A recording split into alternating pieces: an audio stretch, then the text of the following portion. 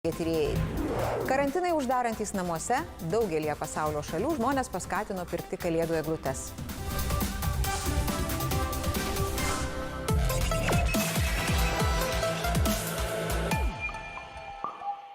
Panoramoje, kaip įprasta, dienos įvykio apžvalga. Laidoje matysite.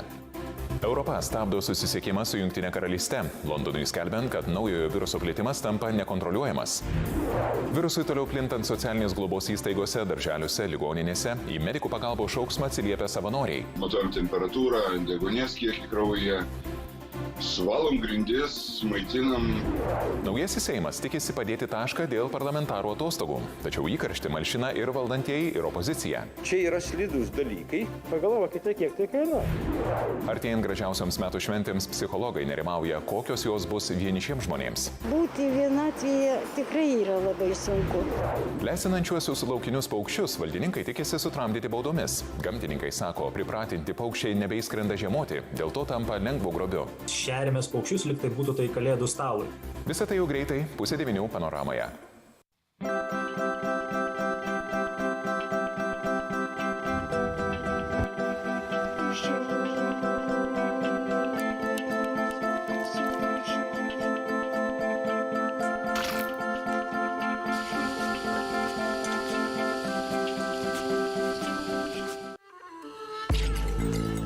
Elektroninės muzikos atlikėjas Ten Walls.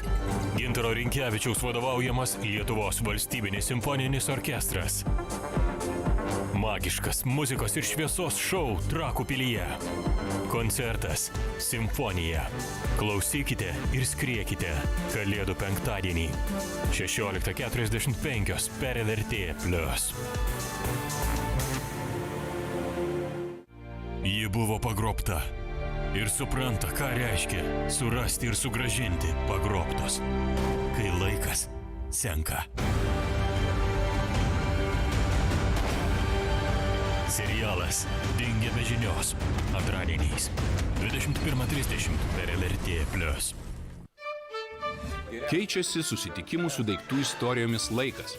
Nuo gruodžio 28 dienos bendrausime pirmadieniais 19:30. Naujaisiais metais jūsų pamėgta laida naujų laikų. Daiktų istorijos visuomet žadina prisiminimus. Ir mūsų zyzianti ausyje justi taip pat. Ta naktį, kūčių naktį, būkime kartu. Duona simbolizuoja ir mus pačius. Tas paprastumas grįžta į madą. Mes kartais gal bijom tylos. Aš noriu, kad tu man užtektum. Mes norim, kad ir jūs čia būtumėt taip, kaip šeimoje.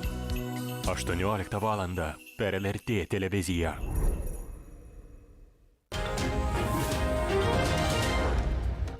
Statistika negailestinga, prognozės blogos, dar ne pikas, nors medikai jau priversti rinktis, ką gydyti, o kam neliko vietos. Covidas jau sugriovė kalėdas, metas neleisti jam sugriauti gyvenimų. LRT forumas rytoj po panoramos.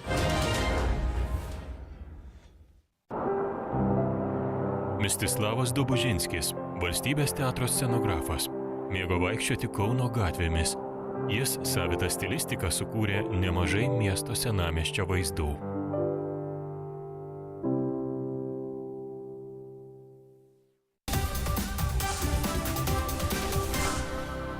Išskirtinė Amerikos prezidento rinkimų